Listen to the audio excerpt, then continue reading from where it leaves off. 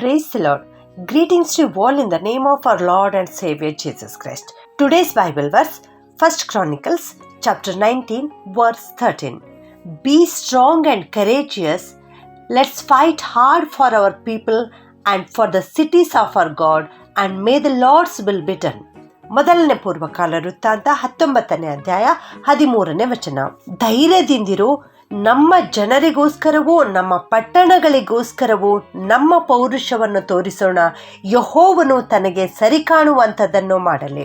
ಅಮೋನಿಯರ ಅರಸನಾಗಿರ್ತಕ್ಕಂಥ ನಹಾಷನು ಸತ್ತು ಹೋಗುತ್ತಾನೆ. ಆ ನಹಾಷನು ಸತ್ತು ಹೋಗುವುದಕ್ಕಾಗಿ ಅವನ ಬದಲಾಗಿ ಅವನ ಮಗನಾದ ಹಾನೂನನು ಅರಸನಾಗುತ್ತಾನೆ. ಆಗ ದಾವೀದನು, ಈ ಹಾನೂನನಿಗೆ ನಾನು ದಯೆ ತೋರಿಸಬೇಕು, ಅವನಿಗೆ ಸಂತೈಸಬೇಕು, ತಂದೆಯನ್ನು ಕಳೆದುಕೊಂಡು ದುಃಖದಲ್ಲಿದ್ದಾನಲ್ಲ ಎಂಬುದಾಗಿ ಆಲೋಚಿಸಿ ತನ್ನ ಸೇವಕರನ್ನ ಹಾನೂನನ ಹತ್ತಿರ ಕಳಿಸಿಕೊಡ್ತಾನೆ. ಆಗ ಆ ಹಾನೂನನ ಜನರು ಅವನಿಗೆ ಏನು ಹೇಳ್ತಾರಂದ್ರೆ, ದಾವೀದನು ಈ ನಮ್ಮ ಸ್ಥಳವನ್ನ ನೋಡಿಕೊಂಡು ಹೋಗೋದಕ್ಕಾಗಿ ತನ್ನ ಸೇವಕರನ್ನು ಕಳಿಸಿಕೊಟ್ಟಿದ್ದಾನೆ, ಹೊರತು ನಿನ್ನನ್ನು ಸಂತೈಸುವುದಕ್ಕಲ್ಲ ಎಂಬ ಆಲೋಚನೆಯನ್ನು ಅವರು ಕೊಡ್ತಾರೆ. ಹೌದು, ಅಲ್ಲಿ ಅವರು ದುರಾಲೋಚನೆಯನ್ನು ಕೊಡ್ತಾ ಇದ್ದಾರೆ. ಆಗ ಆ ಹಾನೂನನು ಏನು ಮಾಡ್ತಾನೆ ಅಂದರೆ, ದಾವೀದನ ಸೇವಕರಿಗೆ ಅವರ ಗಡ್ಡವನ್ನು ಬೋಳಿಸಿ ಅವರ ಬಟ್ಟೆಯನ್ನು ಕತ್ತರಿಸಿ ಅವರಿಗೆ ಅವಮಾನಗೊಳಿಸಿ ಹಿಂದಕ್ಕೆ ಕಳಿಸಿಕೊಡ್ತಾನೆ. ಆಗಲೂ ಕೂಡ ದಾವೀದನು ಆ ಶತ್ರುಗಳಿಗೆ ಏನೂ ಅನ್ನಲಿಲ್ಲ ಪ್ರಿಯರೇ. ಆದಾಗ್ಯೂ ಕೂಡ ಅದೇ ಶತ್ರುಗಳು ಮತ್ತೆ ತಿರುಗಿ ದಾವೀದನ ಮೇಲೆ ಯುದ್ಧವನ್ನು ಸಾರುತ್ತಾರೆ. ಬೇರೆ ರಾಜರುಗಳನ್ನು ಅವರ ಸಹಾಯಕ್ಕಾಗಿ ಕರೆದು 32,000 ರಥಬಲದವರನ್ನು ಕರೆದುಕೊಂಡು ದಾವೀದನ ಮೇಲೆ ಯುದ್ಧವನ್ನು ಸಾರುತ್ತಾರೆ. ಆ ಒಂದು ಸಂದರ್ಭದಲ್ಲಿ ಇಲ್ಲಿ ದಾವೀದನ ಸೇನಾಪತಿಯಾಗಿರ್ತಕ್ಕಂಥ ಯೋವಾಬನು ಈ ಮಾತನ್ನು ಹೇಳ್ತಾ ಇದ್ದಾನೆ. ತನ್ನ ತಮ್ಮನಾದ ಅಭಿಷೇಕ್ಗೆ ಈ ಮಾತನ್ನು ಹೇಳ್ತಾ ಇದ್ದಾನೆ. ಅವನು ಏನು ಮಾಡ್ತಾನಂದ್ರೆ, ಆ ವಿರೋಧಿಗಳ ಮೇಲೆ ಯುದ್ಧಕ್ಕೆ ಹೋಗುವಾಗ ಅಮ್ಮೋನಿಯರ ವಿರೋಧವಾಗಿ ತನ್ನ ತಮ್ಮನಾದ ಅಭಿಷೇಕ್ಗೆ ನಿಲ್ಲಿಸುತ್ತಾನೆ ಮತ್ತು ಅರಾಮ್ಯರ ವಿರೋಧವಾಗಿ ತಾನು ನಿಲ್ಲುತ್ತಾನೆ. ಆಗ ಅವನಿಗೆ ಈ ರೀತಿ ಆಲೋಚನೆ ಕೊಡುತ್ತಾನೆ, ಅರಾಮ್ಯರು ನನ್ನನ್ನು ಸೋಲಿಸುವಂತೆ ಕಂಡರೆ ನೀನು ನಿನ್ನ ಸೈನಿಕರು ನಮ್ಮ ಸಹಾಯಕ್ಕೆ ಬನ್ನಿರಿ, ಮತ್ತು ಅಮ್ಮೋನಿಯರು ನಿಮ್ಮನ್ನು ಸೋಲಿಸುವಂತೆ ಕಂಡರೆ ನಾನು ನನ್ನ ಸೈನಿಕರು ನಿನ್ನ ಸಹಾಯಕ್ಕೆ ಬರುತ್ತೇವೆ ಅನ್ನೋ ಆಲೋಚನೆಯನ್ನು ಕೊಟ್ಟು ಯುದ್ಧಕ್ಕೆ ಹೋಗುತ್ತಾರೆ. ಆ ಹೋಗುವಂತ ಸಂದರ್ಭದಲ್ಲಿ ಯೋವಾಬನು ಅಭಿಷೇಕ್ಗೆ ಈ ಮಾತನ್ನು ಹೇಳ್ತಾ ಇದ್ದಾನೆ, ಏನೆಂದರೆ ಧೈರ್ಯದಿಂದಿರು ಎಂಬುದಾಗಿ. ಹೌದು ನನ್ನ ಪ್ರಿಯ ದೇವಜನರೇ, ನಾವು ಕೂಡ ಇಂದು ಧೈರ್ಯದಿಂದ ಇರಬೇಕಾಗಿದೆ. 3 ವಿಧದಲ್ಲಿ ನಾವು ಧೈರ್ಯದಿಂದ ಇರಬೇಕು. ಮೊದಲನೆಯದಾಗಿ, ನಾವು ದೇವರ ಸನ್ನಿಧಾನಕ್ಕೆ ಕೃಪಾಸನದ ಬಳಿ ಧೈರ್ಯದಿಂದ ಬರಬೇಕು. ಎರಡನೆಯದಾಗಿ, ಮನುಷ್ಯರ ಮುಂದೆ ಸುವಾರ್ತೆಯನ್ನು ಸಾರುವುದಕ್ಕೆ, ದೇವರ ಸೇವೆ ಮಾಡುವುದಕ್ಕೆ ನಾವು ಧೈರ್ಯದಿಂದ ಇರಬೇಕು. ಮೂರನೆಯದಾಗಿ, ಸೈತಾನನನ್ನು ಎದುರಿಸಿ ಆ ಸೈತಾನನ ಕ್ರಿಯೆಗಳನ್ನು ನಾಶಪಡಿಸಲಿಕ್ಕೆ ನಾವು ಧೈರ್ಯದಿಂದಿರಬೇಕು.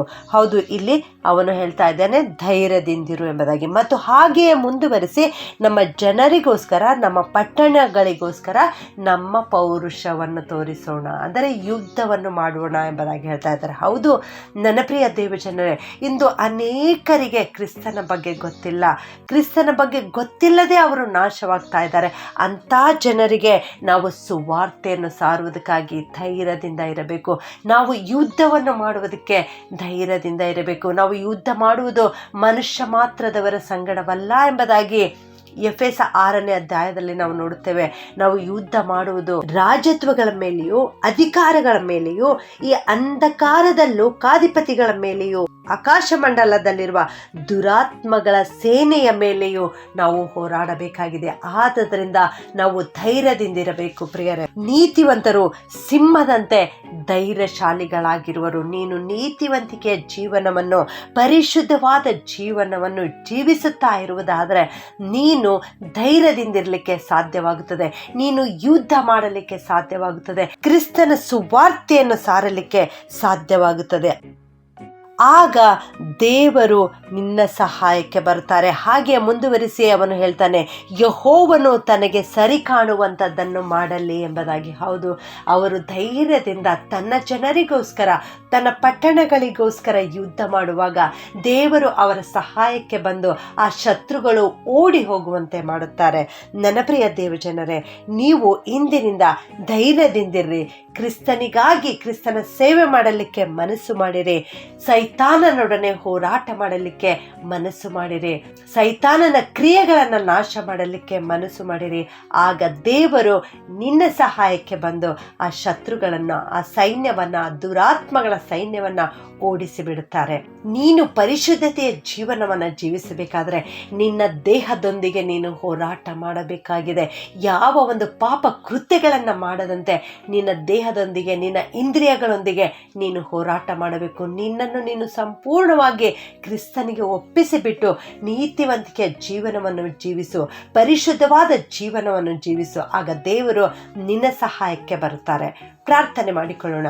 ಪ್ರೀತಿಯ ಪರಲೋಕದ ತಂದೆಯಾದ ದೇವರೇ, ನಿಮಗೆ ಸ್ತೋತ್ರ ಉಂಟಾಗಲಿ ಕರ್ತನೇ. ಯೋವಾಬನು ಮತ್ತು ಅವನ ತಮ್ಮನಾದ ಅಭಿಷೇಯು ಧೈರ್ಯದಿಂದ ತಮ್ಮ ಜನರಿಗೋಸ್ಕರ, ತಮ್ಮ ಪಟ್ಟಣಗಳಿಗೋಸ್ಕರ ಯುದ್ಧ ಮಾಡುವಾಗ ದೇವ ನೀನು ಅವರ ಜೊತೆಗೆ ಬಂದು ಅವರನ್ನು ಸಹಾಯ ಮಾಡಿದ್ದೀರಿ, ಅವರ ವೈರಿಗಳು ಓಡಿ ಹೋಗುವಂತೆ ಮಾಡಿದ್ದೀರಿ. ದೇವರೇ, ನಿಮಗೆ ಸ್ತೋತ್ರ ಉಂಟಾಗಲಿ ಕರ್ತನೇ. ಇಂದೇ ವಾಕ್ಯ ಕೇಳಿಸಿಕೊಳ್ಳುತ್ತಿರುವ ಪ್ರತಿಯೊಬ್ಬೊಬ್ಬರನ್ನು ಆಶೀರ್ವಾದ ಮಾಡು ಸ್ವಾಮಿ. ನಾವೆಲ್ಲರೂ ಇಂದು ಧೈರ್ಯದಿಂದ ನಿಮ್ಮ ಪಾದದಲ್ಲಿ ಬಂದಿದ್ದೇವೆ ಕರ್ತನೇ. ನಮ್ಮನ್ನು ಆಶೀರ್ವಾದ ಮಾಡು. ಸೈತಾನನ ಕಾರ್ಯಗಳನ್ನು ಲಯ ಮಾಡುವುದಕ್ಕೋಸ್ಕರ ನಮ್ಮನ್ನು ಧೈರ್ಯದಿಂದ ಇರಿಸು ಕರ್ತನೆ. ಸೈತಾನನನ್ನು ದೇವರ ವಾಕ್ಯವೆಂಬ ಕತ್ತಿಯನ್ನು ಹಿಡಿದುಕೊಂಡು ಎದುರಿಸಲಿಕ್ಕೆ ಬಲ, ಶಕ್ತಿಯನ್ನು ಕೊಟ್ಟು ದಯಪಾಲಿಸು ಸ್ವಾಮಿ. ನಿಮ್ಮ ಸುವಾರ್ಥ ಸೇವೆಯನ್ನು ನಾವು ಮಾಡಲಿಕ್ಕೆ ನಮ್ಮೆಲ್ಲರಿಗೆ ಕೃಪೆ ಮಾಡು ಕರ್ತನೆ. ನಮ್ಮೆಲ್ಲರನ್ನ ನಿನ್ನ ಪಾತ್ರೆಯನ್ನಾಗಿ ಉಪಯೋಗಿಸಿಕೊ ದೇವ.